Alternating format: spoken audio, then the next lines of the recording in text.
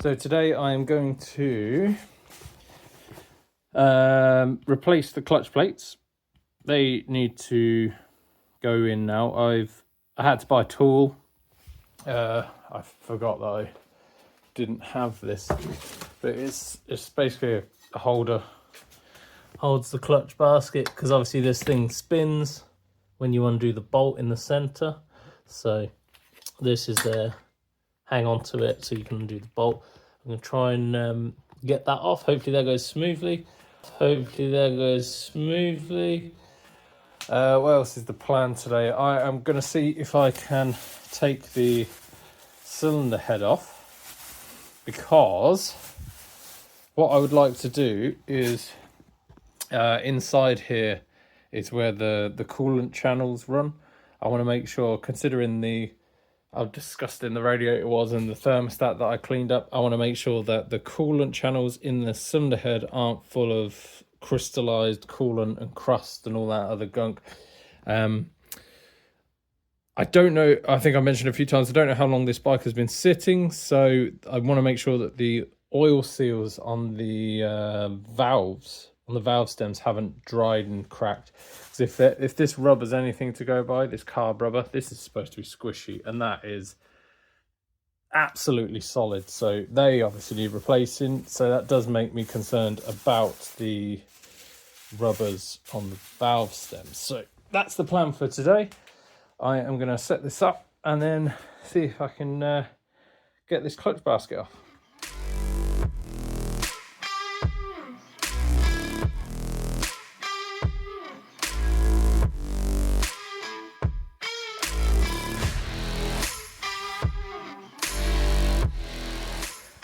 Okay, so that's the spring cover plate, whatever it's called. That's that off. Essentially, you want to make sure that you are undering these in a sort of a crisscross equal process all the way around. Because this thing is spring loaded. The springs, this holds the springs in. They're under compression behind that. So if you undo one and then another, that last bolt will be holding all four springs of compression, and that gets towards the end of the threads, you've got the risk of the threads just completely stripping out under the compression of the springs. So best practice, undo those in a crisscross pattern equally. That'll then just come out, you know, with no sort of pressure behind it from the springs. So now we've got the actual basket locking nut. You can see that the plates are on this guy here.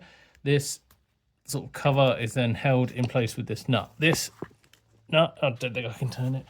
I don't know if you can see that. There's like it's like a notch, I suppose, where this this thread has like a divot in it, and then this is then hammered into place sort of after it's been tightened.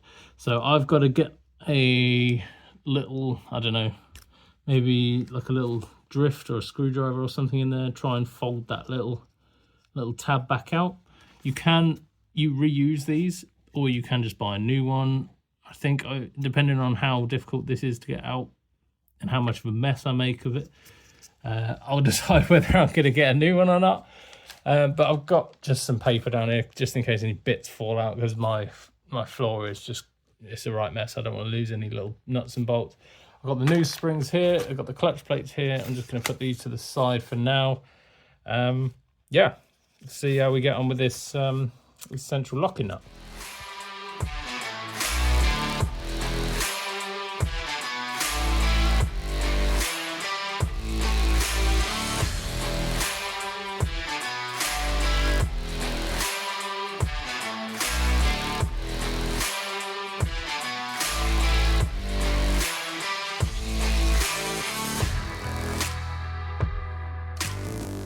Well, that didn't go great. You probably saw me struggling with trying to get the clutch basket off of the side of the engine. That is because the locking nut is staked, which basically means it's got like this little, where is it? Here we go. It's got this little thin rim around the edge. And basically what that means is when it's torqued up onto the clutch basket, there's that thin rim, there's a divot in the in the bolt stem, and then what you do is once it's torqued up, you hammer that little thin rim, and it sort of extra locks it onto the stem, I guess. If you're lucky, you can hammer those back out and reuse the nut. Unfortunately, I wasn't, so I had to grind down where the staked part was. You can't really see that very well.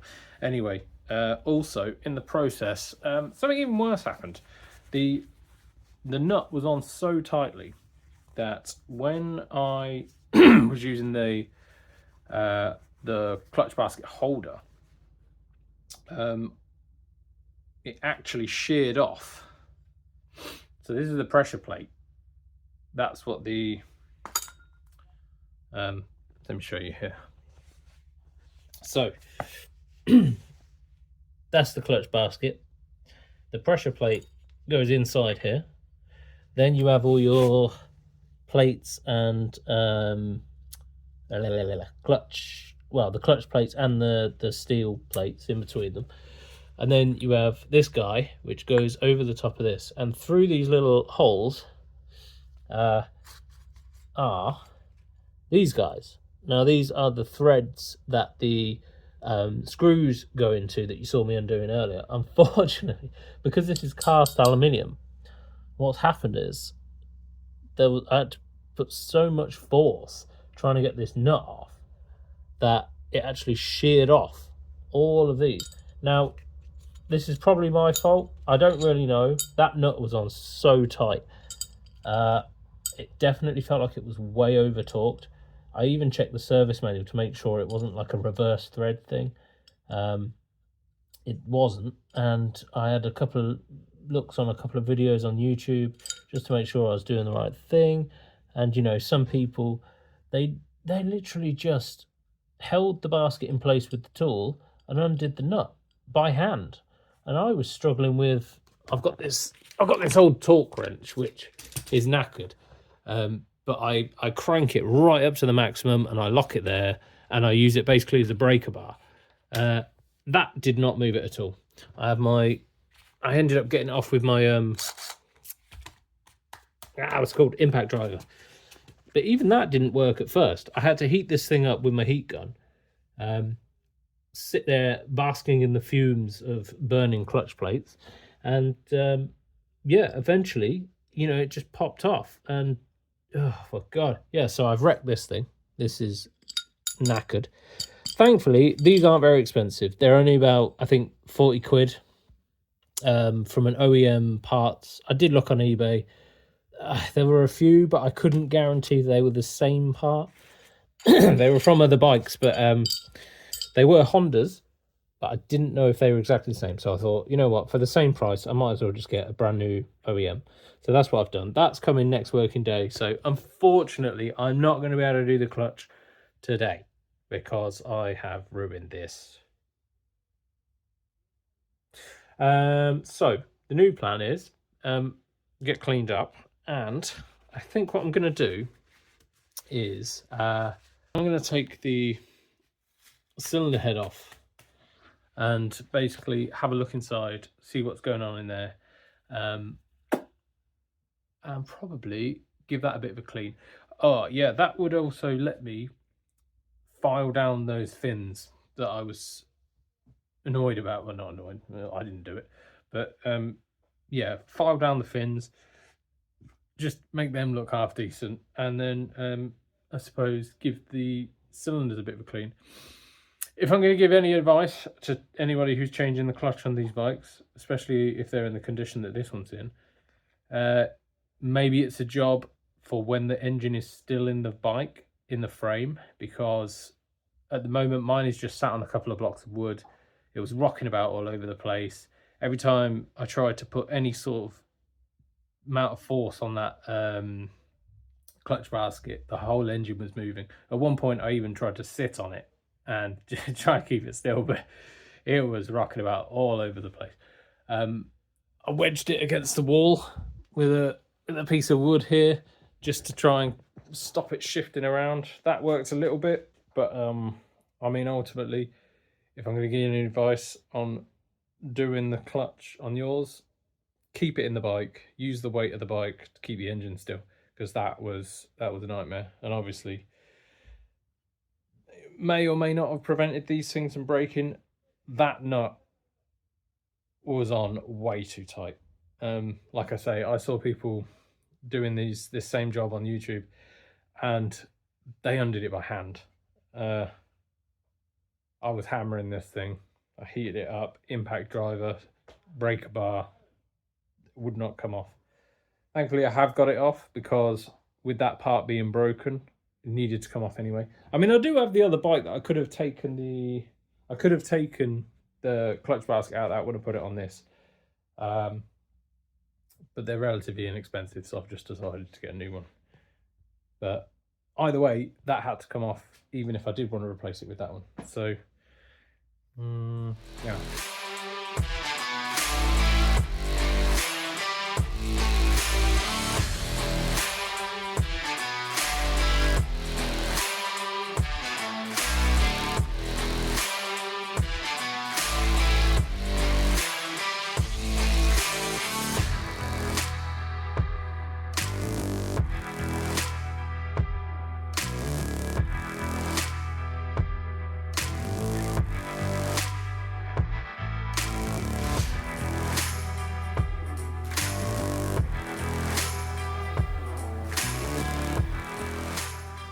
There we are. There's all the bits laid out like these ones. So we've got camshaft, the tappets, the valves thingies, not the valves. Valves are in the cylinder, but you know, the adjusters.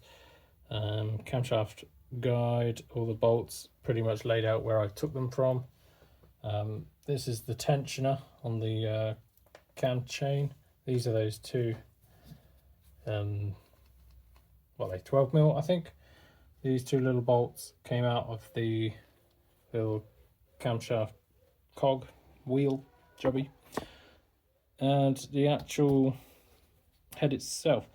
So yeah, I've ordered a tool that will help me compress these springs and take the collet things out that are in here. These little guys, they pop out, and then you know, all this comes out and you can replace the valve seals. What else? I've not actually looked at the valves yet. Let's see what these look like. They are black. This was not running at its best. It's very sooty in there. I think, is the gasket on here? Yeah, the gasket's on this one. Let's just get this guy off.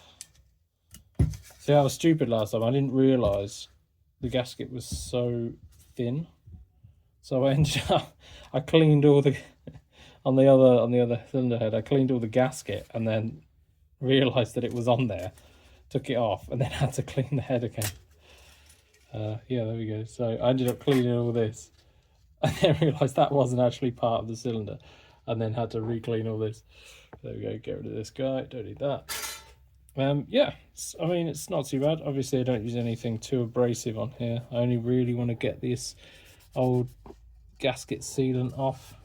It's not really stuck on there that badly. It's just a bit of solvent on there does the trick. This I'll probably hit with like a, not wire brush, but like a bit of Scotch-Brite or something, just to get all this muck off.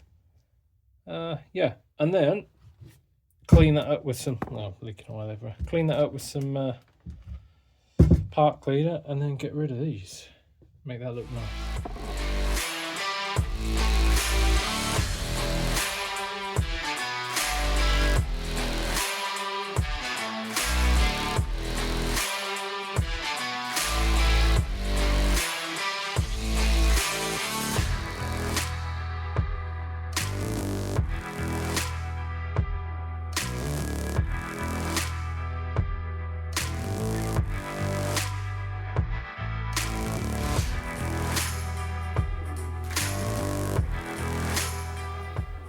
There we go, that's the piston side all cleaned up. That's looking much better. I mean, I was really careful with it. I used this little nylon brush to just get the worst sort of, well, the loose bits, I guess. And then I was just using the handle on the end. This is all plastic. Just really gently scrubbing away, just like really slowly, sort of, not scraping's the wrong word, but I guess that's what it is. Yeah, just sort of not to mess about with this surface too much. Obviously the big fat rubber gasket goes on there when it goes back on, but you don't want to ruin it, do you? It's machine surface. So yeah, this is looking pretty good. It's nice and clean this side. So now I'm gonna flip it over. I don't think there's too much I need to do on this side actually. I've hit it with the parts cleaner. Yeah, there's not really too much to do. I need to remove this rubber boot. It's basically turned into rock solid plastic. You can see there's just no give in that at all. So that's got to come off. New ones are going to go on. This water pipe has been painted, so I'm just going to stick a wire wheel on that one, or nylon brush, not nylon, brass brush on that one. Get the paint off of there. I've smacked a load of parts cleaner on this, so that's done its job nicely. It's got rid of all the grime and gunk and stuff, especially on the outside here in between the fins. So what I'm going to do now is probably file away all these. Once I've done that, it will just be a case of doing the other side, which again, you know, looks terrible.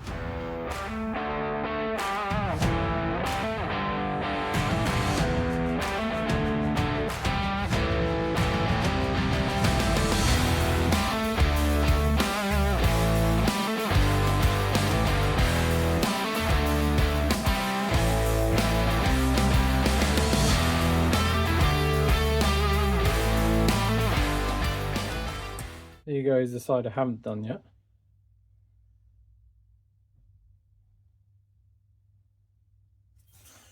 And then, oh, this thing's heavy. And the side that I have done.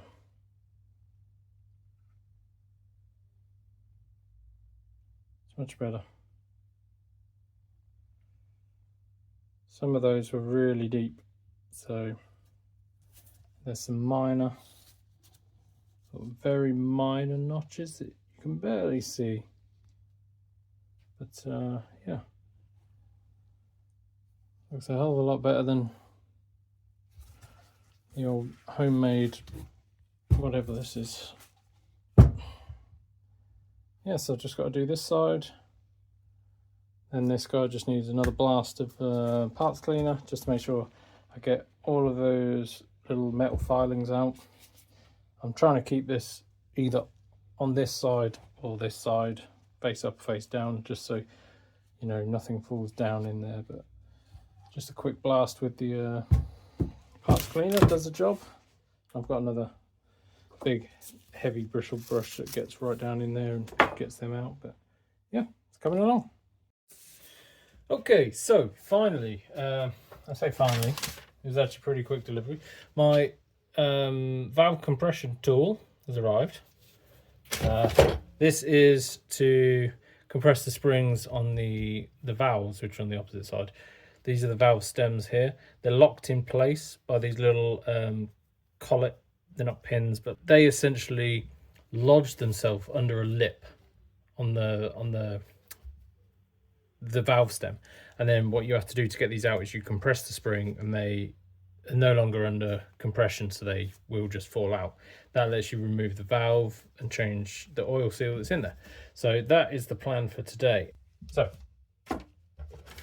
essentially, this part here sits central on your valve, just here. You don't want that slipping around. These are concave, so it's quite happy to sit in the center of one of those. And then essentially it's just a relatively careful procedure of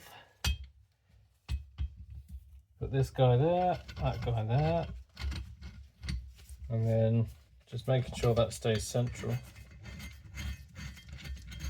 Slowly winding this guy in until there's a bit of pressure on top of the spring there. I'm just going to let this sort of sit this actual tool handle thing, I just like to let that sit where it wants to be comfortable. Get that central, make sure that's central. It's just a case of slowly winding in the spring. That's still in the middle.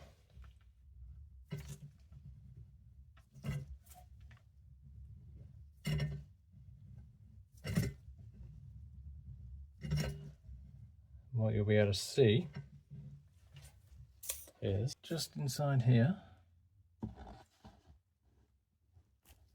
those little collet pieces are now accessible. The process is now to take those out. I've got like a little magnet. I say a little magnet, it's this magnet on the end of my torch. It's a bit big for this job, but it does pick them up. It needs to go a little bit more, I think. Just keeping my fingers on it to make sure it doesn't slip off the spring. Now it does say in the service manual not to compress these springs more than you need to. That's obviously because it will, there we go.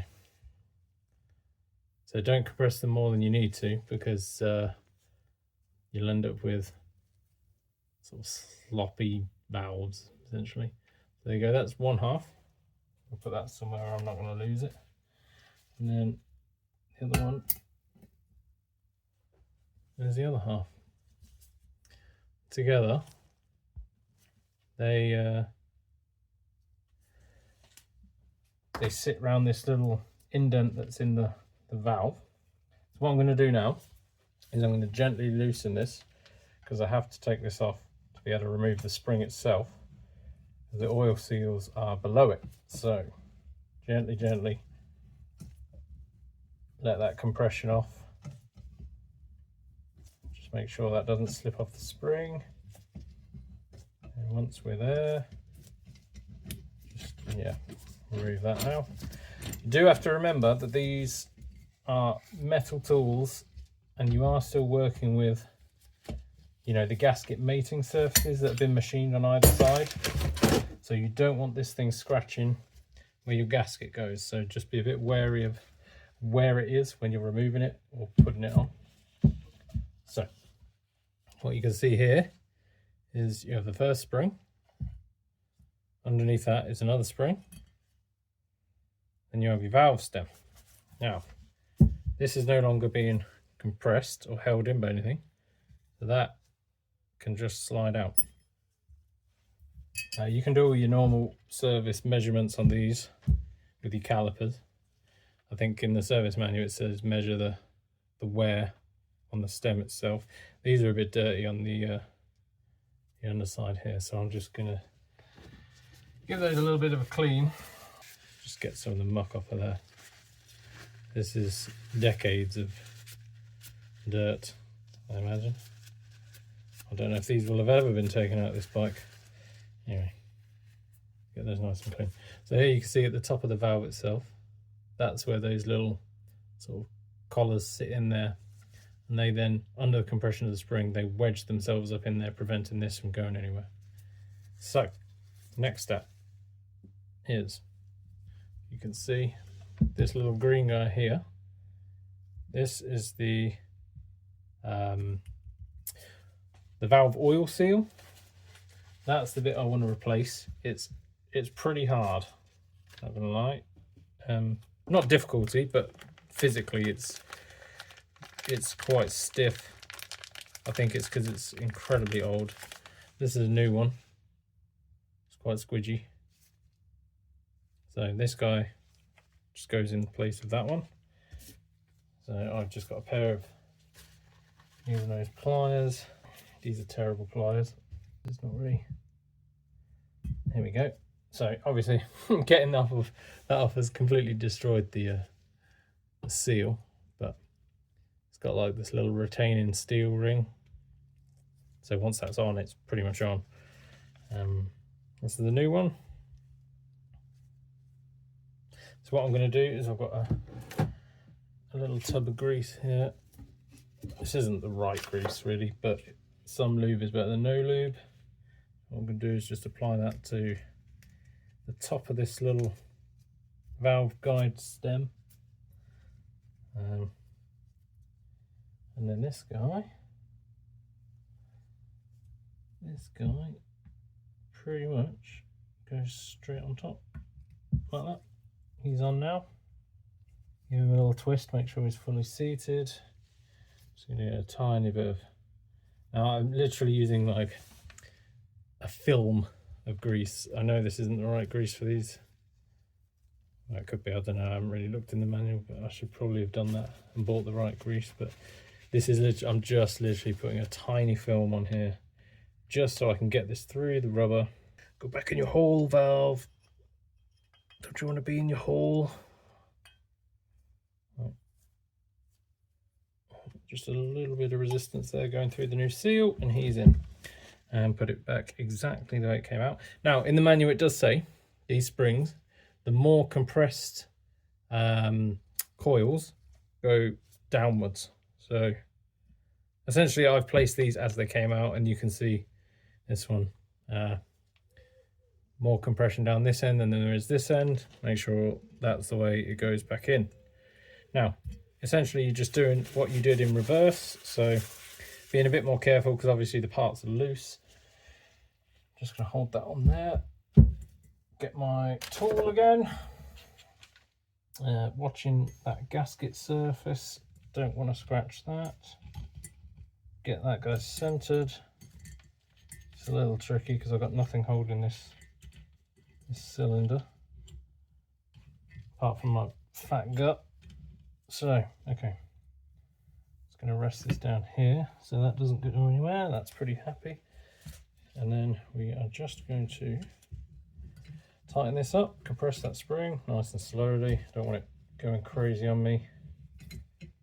Just going to compress the spring. Now it's a little bit more difficult to tell how far to compress it this time because obviously there's nothing in there to give you an indication of how far you actually need to go to get those parts back in. But essentially I'm going probably, I don't know, 5-6 millimeters down from the top. Now I'm going to try and, I don't really want to move this too much. This bit was a little tricky to get these back in because they're very small and I have very fat fingers. So this guy, hopefully, I don't know if the camera's capturing any of this. Let's try and move you over. Hopefully just poke him back in there. If it doesn't go in, that's gone in. It was a little tough, so what I'm going to do is just compress that a little bit more. Maybe a quarter turn. And just make sure he sits in there nicely. Looks pretty good. I'm going to put the other one in. This is very fiddly work. Okay, the other one is definitely in. Right, and now it's just a case of releasing that compression very slowly, and those little collar pieces should, with the pressure from the spring, seat themselves just below that little neckline of the stem. That looks pretty nice. The tool is now coming off. Again, be careful where your metal ends are. You don't want to scrape your gasket mating surfaces. Make sure you've got plenty of clearance before you take this thing off. There we go. And there, they are now seated back in their little recess, holding the top of the valve, or the valve stem I should say. Yeah, Robert's your mother's brother. So yeah, what I'm going to do, I'm now going to do the exhaust one. That's a slightly bigger oil seal. Where is it? It's going to be hard to tell because I've absolutely mangled the other ones, but they're smaller. This is slightly larger. So that's the plan. Exactly the same process with this one. Rinse and repeat for the other cylinder, and then yeah, I've got the gaskets now. So once I've done those, that can then go back on the bike. And then just make sure I haven't got any grit or dirt or anything in these little machined surfaces. Stick a little bit of, I think it's molybdenum. Oh my god, how the hell do you say it? Molybdenum disulfide oil goes in here. Have I ordered that? I can't remember. I'll have to double check. But it is just a few little drops in there. I think some people also just use new motor oil, because essentially that's, you know, what circulates around this area anyway. But I think I might have some on order. I'll double check. But anyway, replace the exhaust oil seal, and then all the gubbins can go back in here. And then it is just a case, I'm going to have to temporarily put on the cover, the engine casing that goes on the left hand side, because there's some markings on the side of the component in the engine. I can't remember what it's called. But essentially you have to line that up with a marking on the casing, and that is in order to get your valve heights correct when you do your adjustments. So I'll have to put that on temporarily to be able to redo the valves, valve timings properly, and also the camshaft wheel. But yeah, once that's on, then it is just a case of doing those, putting this guy back on, and that'll be the cylinder heads done. So I'm just going to crack on with this, do the other one, and then yeah, we'll be buttoning this up.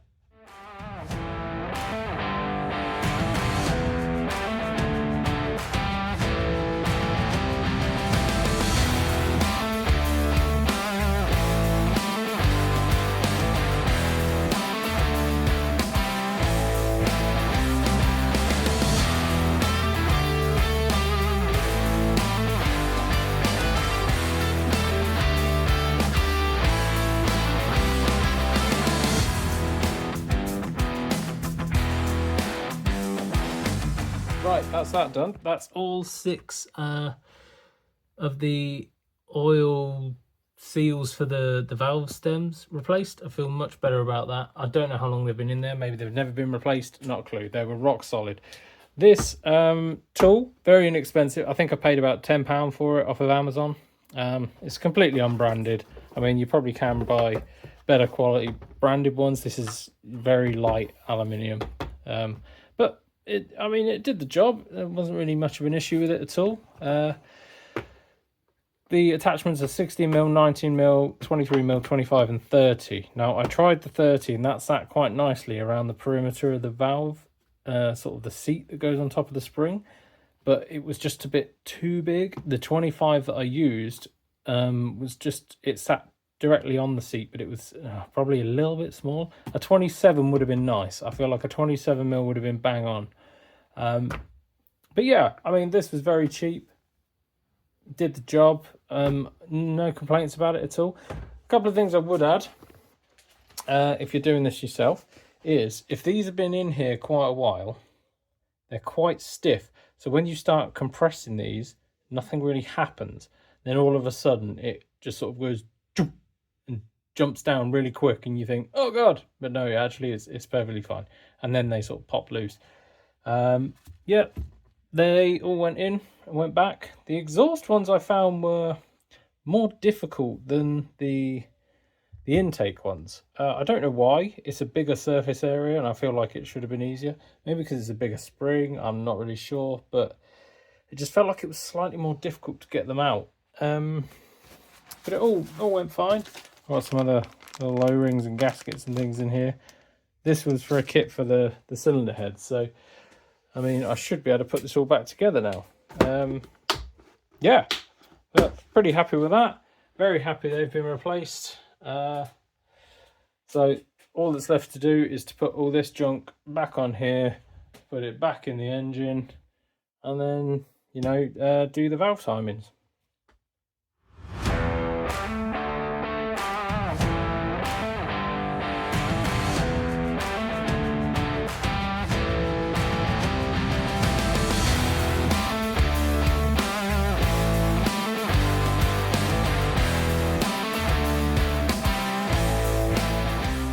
Okay, oh, that is the rear cylinder on and all torqued up.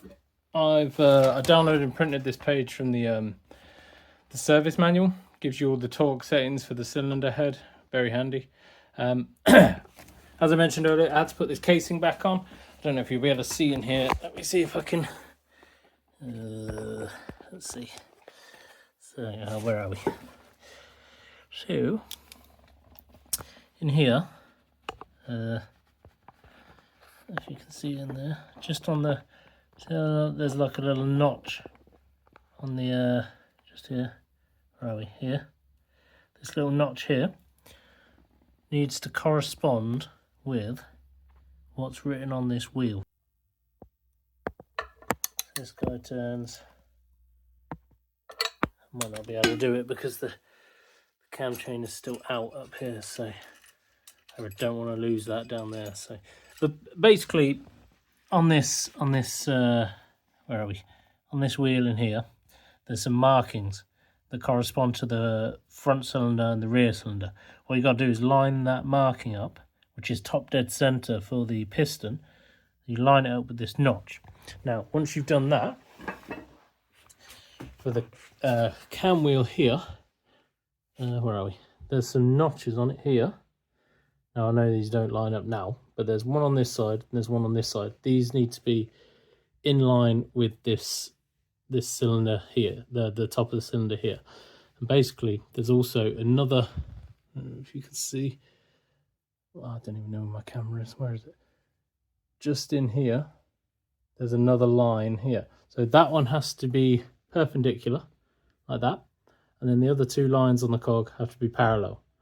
And then if you've got that right, and the notch matches up on the wheel in there with the notch on the casing, then that means you can then set your valve heights. Now, I haven't done that yet, mainly because I want to get both cylinders on first, so I don't have to freak out about this chain falling down into the transmission somewhere. Don't want that to happen. So basically all I've done today is I've put the cylinder head back on. All of the torque specs are here for all the bolts. So I followed those. I've got two torque wrenches. I've got a small one and a big one. Yeah, so what's left for this is all of these bolts. Every single one is now torqued up. The nuts are all torqued up. These guys back here for the chain tensioner, they're torqued up. I'm liking this. This is looking nice. Much nicer than it was. And when I see this silver with this, it's looking quite nice too. So maybe I'll paint these silver. I was going to do them black, but I'm thinking maybe to keep them silver now. But tomorrow I will probably put the the cylinder on top of the front one. Again, just because I don't want this thing flopping around or vanishing down into the cylinder. And then once I've got those on, the pistons will be able to move up and down freely, and I can, get them in the right place to do the valve clearances. Tomorrow I'll pick up with this, and then that will be the engine, a few leaps forward.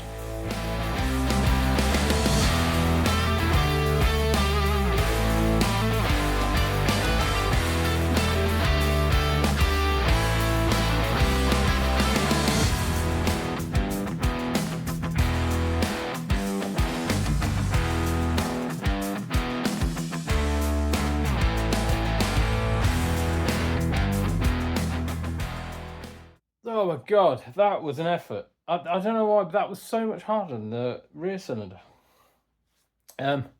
Probably saw me struggling with the chain tensioner. Now, on the rear one, I just slotted that in, and then the chain went on the wheel fairly easily. This one, I slotted it in, then I couldn't get the chain. I couldn't get this wheel on the camshaft because the chain tensioner was just pushing on it too much. So I ended up taking that out, putting this one on first, then trying to get this in. But because this was so tight, I couldn't get the chain tensioner in. It just would not go past the edge of the cylinder. So I had to take that out again. I had to undo this guy and then try and slot this guy in at the same time, then do this guy up. Oh, it was a right nightmare. I think I'm just too tired today. I shouldn't have done this today, but then I put the valve assembly on without putting the cylinder nuts on back on the rods, and that Let's take all this off again, put the nuts on, put this guy on. Engine was wobbling about all over the place. Oh, yeah. If I've got any advice for you, it's if you can build some sort of steel rig to go through the motor mounts, just to hold this thing in place, that's definitely worth doing. Definitely worth spending a bit of time just to make sure this thing doesn't rock about all over the place, because there's been so many jobs on this so far where I've just had to tighten a little bolt or something and the engine's just completely fallen over on its side. Oh, it's just painful. This could be such an easy job that I seem to have made much harder on myself. Yeah, I mean, it is fairly stable. It's just sitting on 2 pieces of wood, but it's not good enough, especially when you're trying to torque up bolts and stuff. I've got one more bolt to torque up, which is just a little Allen bolt. That's not much of an issue. I'll do that in a second. But all the other ones completely torqued up, not a problem. I just put a little bit of the old grease on the camshaft where it's sort of dried out from being sat up there, or where I've cleaned it, just so it's, you know, not dry metal rubbing on dry metal was the first time I start this up. So you know, just a little bit helps. Again, the torque wrenches work great. They were perfect. Got my little torque sheet. That was very helpful. Oh, I've had a bunch of parts delivered. It doesn't, it just looks like a bag of rubbish, but it's actually a bunch of parts in here. They're all mostly gaskets and bolts and things. Here's that replacement nut for the clutch basket that I had to cut through to get off. Here's the replacement clutch basket, this guy that broke. So all of these are obviously supposed to be on there. They all snapped off. Got a replacement one of them. So I think the plan is, now that apart from the clutch plates and the new stator, which is in here, this guy, apart from those, the only thing I've got left to do really is buy some paint for the covers and the engine casings, and then once the internals are done on this engine, that can all get buttoned up and this will be pretty much good to go, apart from the valve clearances. I was going to do that tonight, but it's actually getting a little bit late now, so given that I had already made a few little minor errors on the reassembly of this thing, I don't think I'm going to do the valve clearances tonight. I want to tackle that with a fresh head and fresh eyes, and make sure I don't make a meal of it, basically.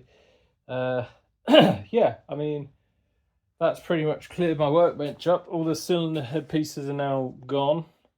I'm really glad I didn't come over here and see a washer or something. That would have been really annoying. No, they're all back on the bike. It's all torqued up apart from that one Allen bolt that I just mentioned. So I'm going to do that now.